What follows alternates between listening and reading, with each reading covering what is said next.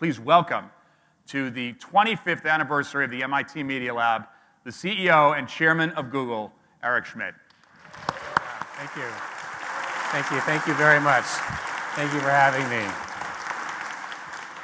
What did I tell you, smile? Yeah. Big smile. Indeed. It's great to have you here. Thanks so much for coming. It's great here. This place spawned a lot of what I live in every day. 10 years ago, a lot of our employees, when I visited a long time ago, it's like I said, it'll never happen. It happens every day now. So if somebody comes to you with Media Lab on their resume, that's a good thing. You hire them. I see. Yeah. You know, are you sticking around for the party? Yes. We have a whole team here. I see. Well, and my guess is the demos that you guys are going to see later are the future for the next 10 years. That's great. Well, you'll probably have some attention at the party later, so I'd keep your entourage like right around you. Eric, I want to talk about the institution of Google and institutions of change and entrepreneurship. And I think we loosely use the terms entrepreneur, innovator, and discoverer in this economy. And I'm wondering if there are institutions that foster entrepreneurs and innovators and people who discover sort of basic, deep problems that may not have immediate results, or are those best worked out in separate institutions? Well, I'm struck by a couple of things. One, we have Marvin Minsky here, who's one of my personal heroes. There are people who, in the 60s, foresaw sort of creating what we have today when they created Kendall Square and Kendall Square Research and all of that, the progenitors of modern computing. And I'm really struck, when I spend time in our government, how much incumbency drives no change, and how this group and the culture that's represented basically in Cambridge, in Silicon Valley, and a few other places in America really are different. And because we spend so much time with each other, we assume we're the norm. We're not. We're not the norm. That's why television doesn't quite make sense to us, because what they're saying doesn't quite compute. Whereas in this case, the students of the model of the university, the funding model, their R&D centers, which are linked pretty tightly together now, really do believe in discontinuous change. So I would argue that the solutions to the problems that we have in humanity, in government, in society as a whole, will be not made by the incumbents, but rather by people like people in this room. Well, let's talk a little bit about the difference between an entrepreneur who takes maybe existing intellectual property and takes advantage of it in the marketplace and creates a sustaining model for it as a business. An innovator is something that seems to be a hybrid between a discoverer and an entrepreneur. And then, of course, I think people who work in basic research labs like Watson, like Kendall, like Xerox PARC, like the Media Lab, are basically working on problems where there is not necessarily an expectation. What kinds of investments foster those different individuals, and do you separate that function at Google? We try not to, because one of the things that's happened is it's all gotten interlinked, and these distinctions are not as important as they were. It just involves doing amazing things.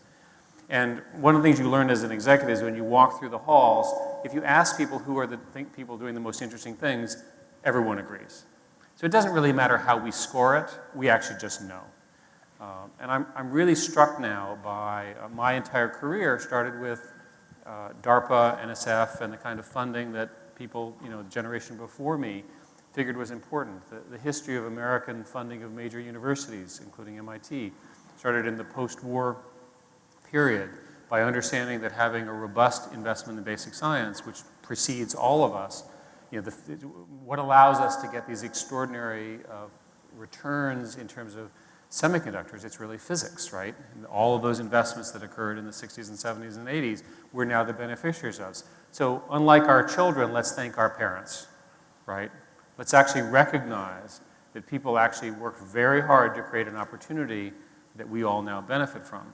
But let's explore the frame there. They were motivated by a Cold War, almost fear mentality that we had to compete with the Russians. Now we can be afraid of our competitors in the economic sense. Whatever works that causes more money to come to basic research is a good outcome. But do those motives pursue or produce the same kinds of outcomes? In other words, do we can we formulate the same kind of urgency about investing in innovation today without a Cold War as our parents did? Well, I would hope so. I mean, let's, if you watch enough television and you spend enough time in Washington, what's the future of America? Okay, massive deficits, loss of manufacturing jobs overseas, an increasing number of healthcare services jobs which are relatively low paid, declining productivity, and aside from the brilliant aspects of our leading universities, no American leadership in anything. That's the sum of the message. So what's your answer? Your answer is innovation. Okay. All right, but the motive there is, we're failing, let's stop failing. And well, let's start with advanced manufacturing jobs. Here in Cambridge, you have the largest cluster, as far as I can tell, of biotech and biologic-related businesses. That didn't occur by accident. It's not some random event that it occurred in Cambridge. It occurred because people foresaw that a cluster of such investments built around the innovation at Harvard and MIT and the various institutes that exist would create what are in fact millions of jobs in a leading position globally. That can be reproduced. Not NSF though, not DARPA, not the institutions of government and policy that were operating in the 50s and 60s. Well, NSF and DARPA did other things. These guys' funding comes out of the, basically the National Institute for Health. The important point is, I don't care how the money happens. What I recognize is that you have young people who have an idea and they need access. There's a problem, by the way, in America that there's a valley of death, as it's called, that the leading universities, including MIT, Harvard, and others here in the Boston area, Boston University, have ideas involving, for example, nanotechnology, and they cannot get enough funding now. So it's really a national emergency in terms of trying to get these businesses built. Well, let's talk a little bit about what Marvin Minsky used to tell me years ago, and I thought it was so clever and advanced, and it was more evidence that what I've always believed is that Marvin is actually a visitor from another planet, and it wasn't. Would you like reality. Would you like we'll to talk rebut, about that a little bit later. Perhaps you can rebut a little him. bit later. No, but he described that what was going on at the Media Lab was actually human evolution. It wasn't the creation of tools. And Frank Moss actually on my program this morning referred to this network nervous system that exists around us in the wireless domain. You've talked about something called enhanced humanity, augmented humanity. Well, let me make the argument as follows. Let's fast forward a few years. Everybody here has a mobile phone at the moment, and your cameras and so forth and so on. All of these phones will follow Moore's law in these amazing ways. The phones know where they are, and they're highly personal. So what do I really want, since I'm a tourist here in Cambridge? As I walk down the street, I want the phone to, or whatever the device, tablet, to tell me, yes, you were here 2 years ago. Yes, that store is a different store. Yes, you need some new pants, Eric. Actually, your shirt's kind of dirty. Maybe you should go over there. You can buy a really good bargain. You walk into the store, and it says, by the way, just for you, Eric, here's a 10% off coupon if you buy right now. Now, this is all with my permission, by the way, all something that I choose to do, and it remembers that. Now, today, how does that work for me as an executive? I have an assistant who remembers what hotels I like and where I'm going and sort of keeps me and tells me, you're late as usual, get over here. Why can't the device, why can't the network sort of know that and help me if I want it to, right? That's the possibility that this new model describes. I'm quite convinced that what we call hyperlocal, sort of local, mobile, social, has a set of killer applications. I'm also quite convinced that the Media Lab has some very interesting ideas in this space that can help us with it. And to note the difference between an individual who has that capability and an individual who doesn't have that capability at this point, just note the difference between Eric and my shoes this morning, or this afternoon. That's pretty easy. Now, one of the comments about computers is we always get confused about what computers are good at. Computers are not very good at feeling, judgment, emotion, although people are working on those. Computers are extremely good at dealing with billions of things of information and doing various forms of calculations that produce interesting results. Because computers can remember everything, and humans can remember almost nothing, especially as you get older, right? So the fact of the matter is that society will change based on the fact that computers are very good at what they're good at, and people are still very good at what we're good at. And by the way, remember that most of the machine learning algorithms learn from people, right? You train them. So ideally what will happen is that in this sort of, I don't know how you want to call it, but in this collaboration between this emergent amount of machine technology and the human condition, the collaboration is helpful to both, right? That humans can train computers, and computers can help humans live their lives better. I would argue, in fact, that the goal needs to be set completely differently than ways. Normally, the goal has been set to use computers more. I would argue that the goal is to use computers less, right? That, in fact, the computer is just around if you need it, and otherwise you are free to actually do what humans like to do, which is to have a good time, be productive, care about your family, or what have you, right? And then, in fact, that the sort of the hours that I spent reprogramming my PC in Windows 7, over the weekend is not a very good use of my time. Why I chose to do that is a separate problem involving my judgment. Yes. But the fact of the matter is, I would say, yes. And I would argue that if you take a look, at the iPad, part of the reason it's so successful is precisely because it works so simply, and it just works. And that the just works option, which I think has been pioneered here and in a couple of other places, is in fact a new discovery for most computer scientists. And Google, of course, is also trying to do the just works in its businesses as well. There are people who can help you with your judgment problem in this room, probably, and you may hear from them later on today. 2 questions, a personal one, and one I think that is more global about the identity of Google today. I've always wanted to ask you this, Eric. What do you do when you absolutely don't want to be distracted? Turn your computer off. Right, but you have to actually do something as well. I read a book. There we go. I know it's boring. I actually also read a newspaper, a physical newspaper. I know it's going out of style. Such a chucklehead, man. Newspapers and books. Newspapers love and that. books. You Gotta actually love read that. stuff. Yeah, the man needs a hug. I also listen to music. Yeah, you're a public radio fan too. Yes. Yes, I'm glad of that. I listen to public radio and on podcasts. There we go. Of which turns out your show and virtually everything else is now highly searchable. Indeed, and the tipping points of whether people listen to things time-shifted or in the broadcast medium is rapidly approaching for each individual What's interesting medium. is that debate is not a debate that's interesting to most people. It's a debate that's fascinating to the media industry. The average person now lives in a world of infinite choice of information. They carry it around with them, and they listen to it when they want to. No, absolutely. It seems pretty straightforward. So I agree. But today, in your announcement of quarterly earnings, you reported $1 billion revenue in the mobile space. Is that a tipping point? Well, advertising revenue. Anything that's $1 billion is good, and anything that's growing fast, and anything that's growing quickly is even better. Down. A simple rule for those of you who are CEOs is that rising revenue solves all known problems. Let's focus on that then for a moment. I think it's fair to say that in the 21st century, you are one of the few figures who we might compare with individuals from the classic Gilded Age of America a century ago. Okay. And that is both a responsibility and probably an annoyance. Although I would argue Wall Street is top of the list. Probably, yes. In the case of the Gilded Age, most of the individuals who ran big institutions, big corporations, were monopolies. I think you, probably unique to the individuals that we're speaking of in this room, represent something that could possibly be called monopoly, but is maybe something more nuanced, ubiquity. Google has ubiquity. Monopolies are something different. Microsoft is a monopoly, or was a monopoly at one point. Was found guilty of being exactly. Was found guilty of being a monopoly, actually. Just to get the facts straight. Yeah. Something that you don't like to point out in crowds of people in public. No, I think do a Google search. Exactly, yeah, exactly. Right on your own. Is ubiquity, because a lot of people have described monopolies as being a non-innovative mode, that monopolies tend to become risk-averse and have difficulty with innovation.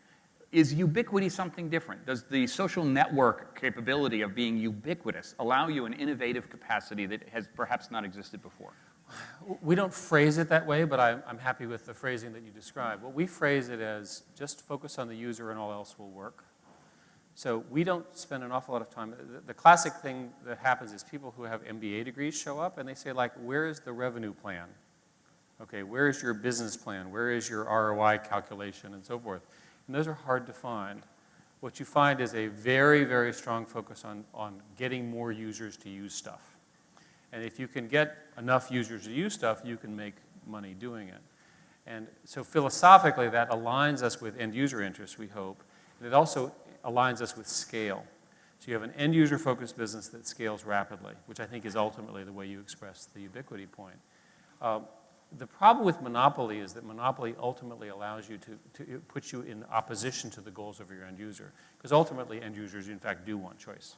Right? They want, and indeed, we do lots of things to prevent us from being a monopoly. We allow people to take their data wherever they want, and if they become dissatisfied with us, and it's an internal check and balance on our own power.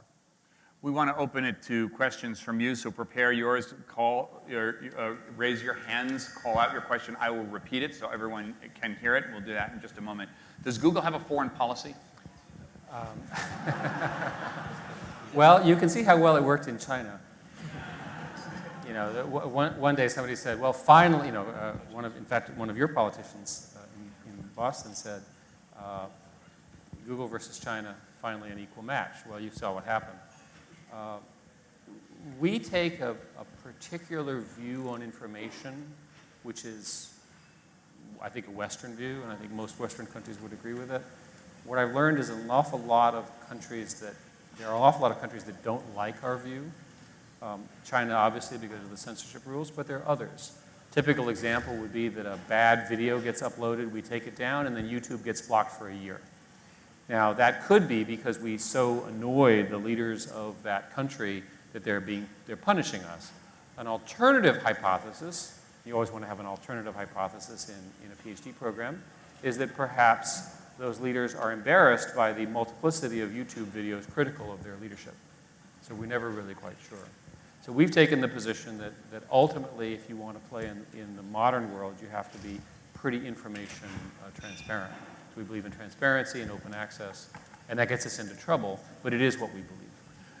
The world population in 1800 was about 2 billion, which is estimated to be the amount of people or the number of people who are actively online in the world today.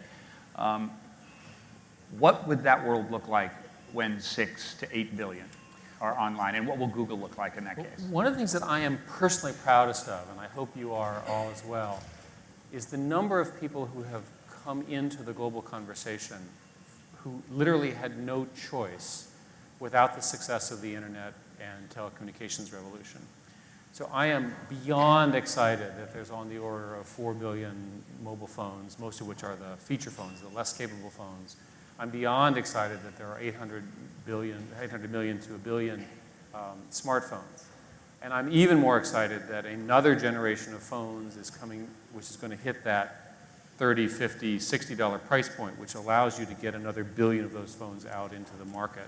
So what happens when you have a powerful browser in the hands of people who've never seen anything except maybe a television in a shared model? We haven't heard from them. We don't really know what they think. I personally believe they all care about Britney Spears, and I think we're going to discover that, but we don't know, right? So it probably means greater global brands. It probably also means greater global access, and it also means that we may hear from them and we hear what their lives are like in the same way that CNN in the 70s and 80s exposed the horrific conditions of people that we could never see before, and television bring those images directly to you. Now these people have phones and video cameras, and they can record both the good aspects of their culture, but also the terrible situations that, for example, women are taken, that are put in the third world. And I think it leads to, the transparency leads to, the openness leads ultimately to making the world a better place. So you would say, and this is a very positive note that I wasn't necessarily expecting, that because of precisely that, the possibilities for a huge corporation like Google to take steps in hearing those individuals beginning to join this community and taking steps to improve their lives, the opportunity to do good, even as a ubiquitous near monopoly, is as good as it's ever been. Well, the goal of the company is to do good. And so it's only a good thing when people have access to broadband. So an example would be the rollout of 4G in the Western world, in Europe and in the United States. Trust me, the people at the Media Lab will figure out what to do with 10 megabits with low latency that's continuously streamed to your tablet and phone. Trust me, we can use that. I'm not worried about that. Same argument about people who've never had access before. What will they do? Well, I mean, we think they're all going to spend their time checking for crop yields and so forth. A much more likely scenario is they're going to be heavily obsessed with entertainment because they're human beings and people are the same everywhere. So that, again, is, in my view, a positive effect of this. And our business approach is to get them wired and then not worry too much about what happens after that because they're clever and these platforms work. and eventually there will be business opportunities 5, 10, 20 years from now, which will be massive, right? As long as you're listening. Well, we better be. And that's the key. But more importantly, we have enough capital as a corporation to invest into that market, and we have the patience to understand that people are the same everywhere. People actually want connectivity everywhere, and that connectivity will benefit them in education and access. It will force their governments to become more transparent, even in these horrific dictatorships that exist. And it's an overwhelmingly positive message. And what happens is people say, oh, well, as a result, some evil person will have voice. Yeah, well, the principle of free speech is that evil voices are overwhelmed by the good voices. And I live in a world, and I spend an awful lot of time with people every day. I'll tell you that the overall human condition is a very positive one.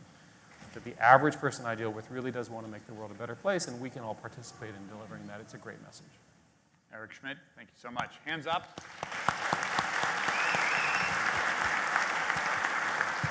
Stand, please.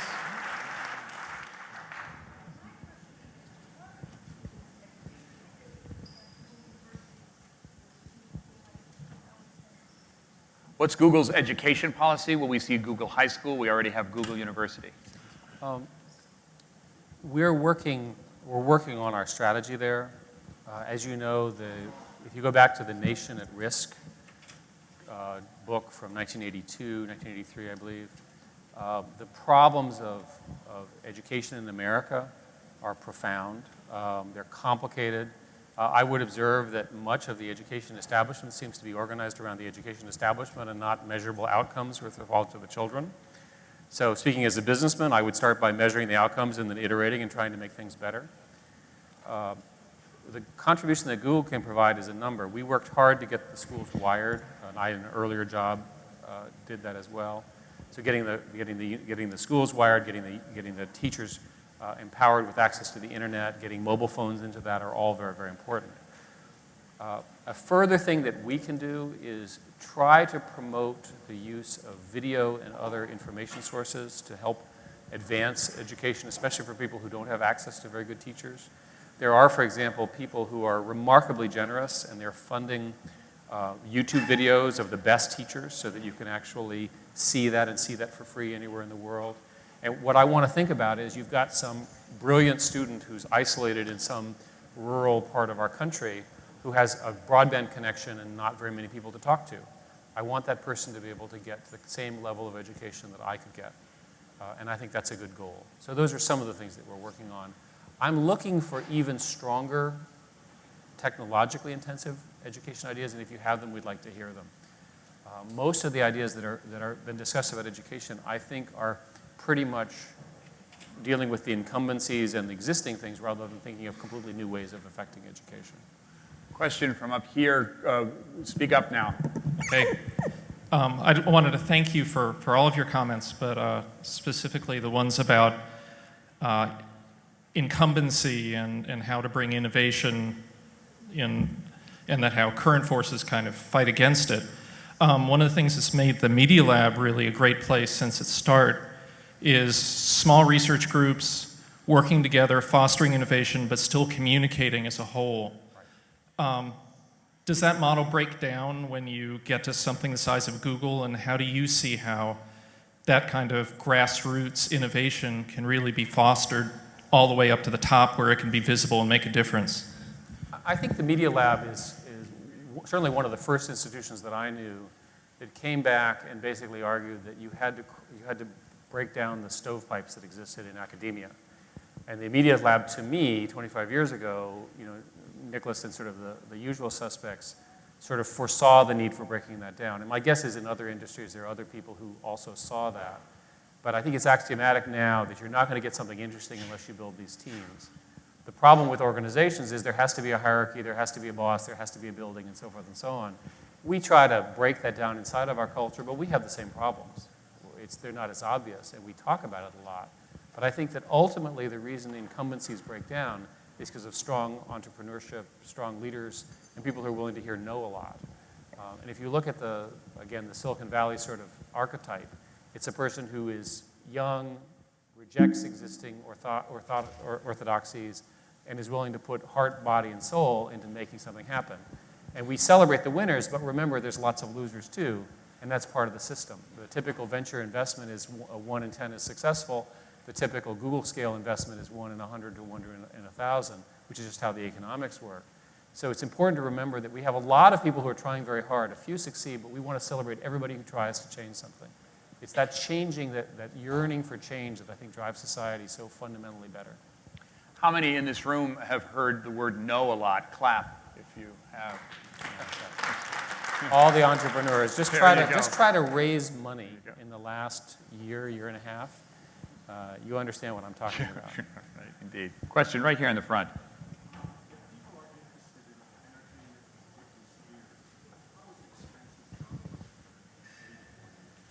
How is expensive journalism going to be paid for if, as Eric has suggested, people are going to be hugely interested in Britney Spears, perhaps, in the future, and other entertainment models? We all benefited from a unique combination of events. Strong classified revenues for newspapers, local pseudo-monopolies where the local news was only really under the hands of 1 or 2 providers, the emergence of print advertising and so forth, and the fact that people just like to read and read physical newspapers. All of those trends, and magazines as well, all of those trends, as you know, have been under tremendous attack, and it's a real loss for, I think, vibrant society. So what would happen is those models would essentially throw off a public good, which is the ability to fund investigative journalism. There have been a couple of proposals of how to replace that. A number of, again, very generous people have funded nonprofits which attempt to fund that public good. A number of the newspapers are doing well enough that they'll clearly survive they've become national, essentially, and they'll clearly have enough to continue to fund that public good, but there's a clear loss of voices. When you talk to the folks in the media industry, there's a lot of excitement about subscription models because they're used to subscription models. So from a Google perspective, we want to empower their subscription models, and we want to let between the publisher and the consumer, they can figure out, is this information that's going to be, people will subscribe for it, or whether it's going to be advertising supported. So the restructuring is dramatic. It's incredibly painful. There are models that are successful. Huffington Post is an example of a Google partner that I think people here know, which appears to be doing quite well in an advertising model. So there are mechanisms which do work, which ultimately I think will generate enough profit that they'll be able to fund that public good. Is that hybridizing, though, the subscription model and the advertising model, in the sense that people talk about journalistic institutions as communities, NPR, for instance, being a community? It's a kind of a subscription model. You sign up to be a part of the community. Yes, there's revenue as a result of that. Huffington Post has a community aspect to it in addition to being this advertising. Are those merging ultimately? They are, but I would rather, again, we always talk about the incumbents. I'd rather talk about the end user, right? Because the end user will ultimately determine the outcome of this. And let's talk about what the end user is going to do. Today, I read the physical newspaper. 5 to 10 years from now, I'll have this incredibly intelligent tablet, which will have every aspect of the newspaper that I care about, except maybe that grainy feel and then the stuff on my hands. But what's important about that content is it will know who I am. It will remember what I read. It will suggest things that I should know. We can actually, using algorithms now, suggest serendipity. We can find related stories and stories that you should know about. And furthermore, we can do very sophisticated advertising on such a device. We can do advertising that's targeted at you. Today, people here, those of you who read a newspaper this morning, I did, right? Does anybody remember the actual physical ads in the newspaper? Typically not. It's hard to sort of remember, and they are there. You just went by them. Whereas we can generate ads that are so good, so targeted that you will remember, and we hope that they will help pay for the quality of the content that you're getting.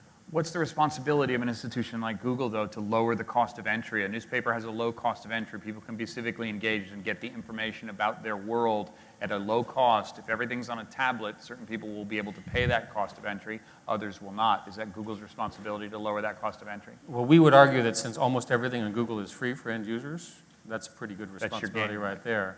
I mean, the fact that basically we don't charge for access to this information, and we're not planning on, and I suspect we never will, is probably a pretty good starting point. Question right here.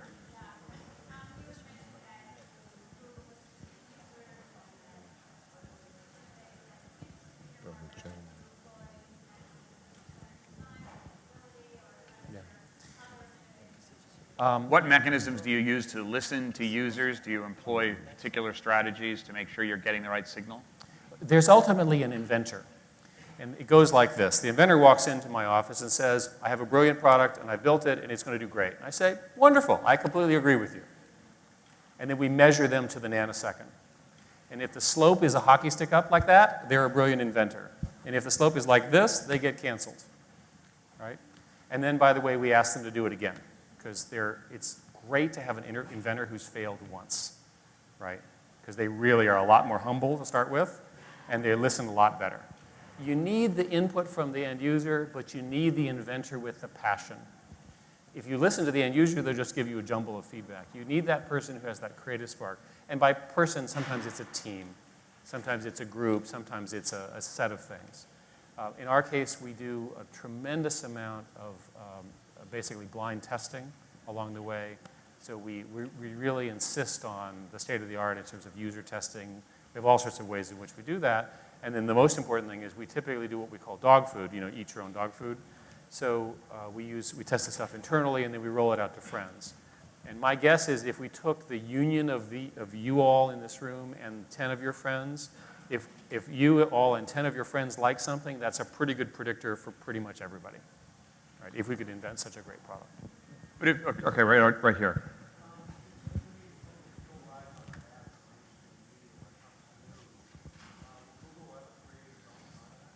Will Google ever create its own content? It up till now rides on mainstream media in presenting news. Yeah, the term "ride on the back of" is a sort of loaded question.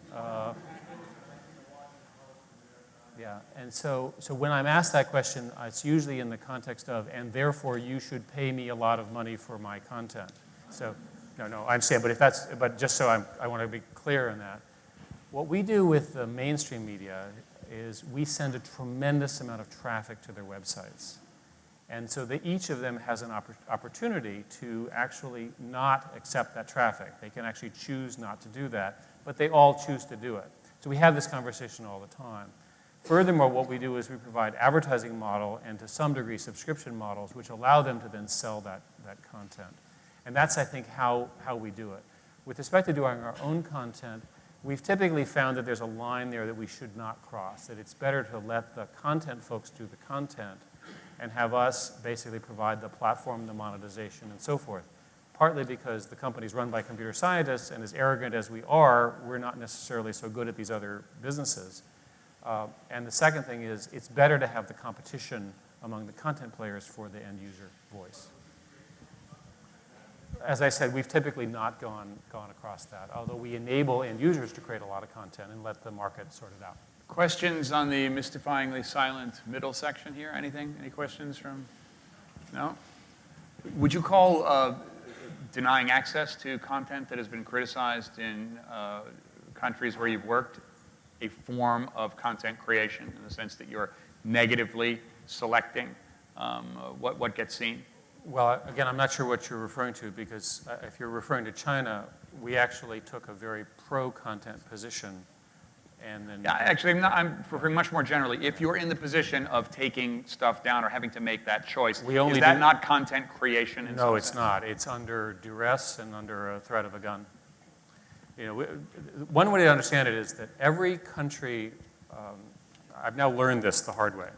Every country has the same debate we have about free speech and what is permitted content and so forth. And at least in this sort of democratically or the pseudo-democratically thing, they have a process which involves rule of law. And so we have learned the hard way is that we have to respect their rule of law even if we disagree with it. But we do our very best to publicize when this is occurring.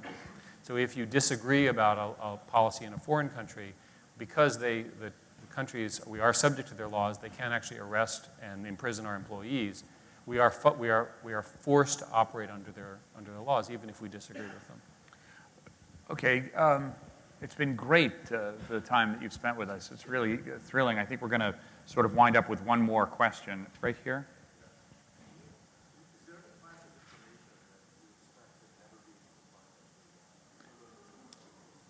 Well, is there a class of information that you expect never to be able to find on Google? Well, hopefully the information that you choose not to give Google, which would be information, right? That would be the simplest answer. Well, what about the number of people who died today from malaria?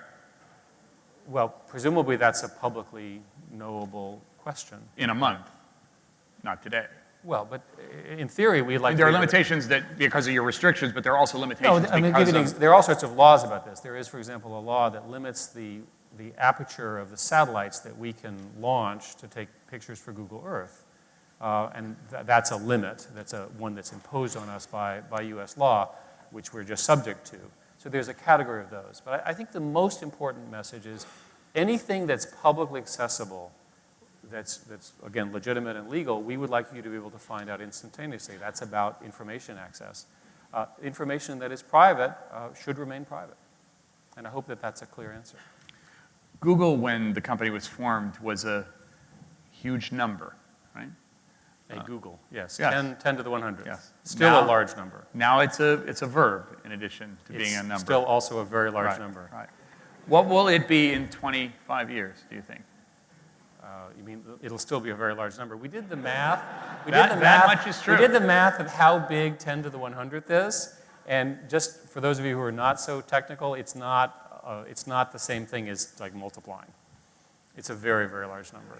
It's much larger than the number of proteins and electrons and so forth in the universe. So if a billion is always a good thing, a Google is always a really, really good Yeah, thing. so what happens is it's a billion, it's basically exabytes and petabytes and zettabytes and yottabytes and so forth. And we've got a long way to go before we get to Google. I think one of the things to remember is do a little bit of compounding. And humans are very, very bad with compounding. So let's do a little math. Here we are at MIT and so forth and so on. So Moore's law is doubling every 18 months. Most people believe Moore's law can continue for another 10 to 20 years. We're always projecting the end of Moore's law, but the physicists and chemists and so forth are doing amazing things with parallelism. So 10 to the 18th is roughly an increase of 1,000. Let's do the math. Roughly 105 years, which means roughly 10,000, and did I get that right? No. So I think it's 10,000 in 10 years. So in 15 years, how much time is that? Do the math. So all of a sudden, the underlying computation, everything we see today, in 10 to 15 years, will be that many more orders of magnitude of information and access and speed. So if everything is 10,000 times faster, cheaper, more prevalent, what does that alter in art? Well, that's why I come back and I argue about computers will remember pretty much everything that you let them remember, will pretty much know what everything is up to in terms of things that want to publish with it. There'll be a very, very large number of devices. These are activities that the Media Lab is working on a lot, and that we'll sort of take all of this for granted. And I think all of us are planning on being alive in the next 10 to 15 years, so hopefully we're all going to be part of this, and we're all going to see it. And I would argue that society has to really think about what it means to have all of these things. This is a question far beyond the pay grade of Google or of anybody here in the room. What does it mean to have this kind of access, this kind of information? I'm quite convinced it's all positive, but I suspect it has a lot of surprises. You're roughly how old? 55. 55. You will retire when your job ceases to be blank. Well, we've actually agreed that I have to stay at Google with Larry and Sergey for a very long time. But just personally, I'll stop doing this lousy job when it stops being blank. My current plan is to do it when I keel over, which hopefully will be a long time from now, because the opportunity to empower people with information is the opportunity of a lifetime. I would argue that within your career and the things that you do it. You don't have to do this anymore. You do it because you enjoy it and because you have a huge impact. And for me personally, the opportunity to serve the interests of broad access to information for the 6 billion is Megan, who's one of your stellar graduates here, and I were talking about Google App Engine, Google Earth Engine, basically, as an opportunity to take Google Earth and instrument it and make it dynamic, right? And then take programs and feeds from everyone so you can see the impact of what's happening to the world that is the only world we have and the world that we all love. It's a tremendous opportunity for all of us, and I love to be part of it. And you're innovating from within at Google Absolutely. to make it possible. Eric Schmidt, thank you so much. Thank you so much. Really great.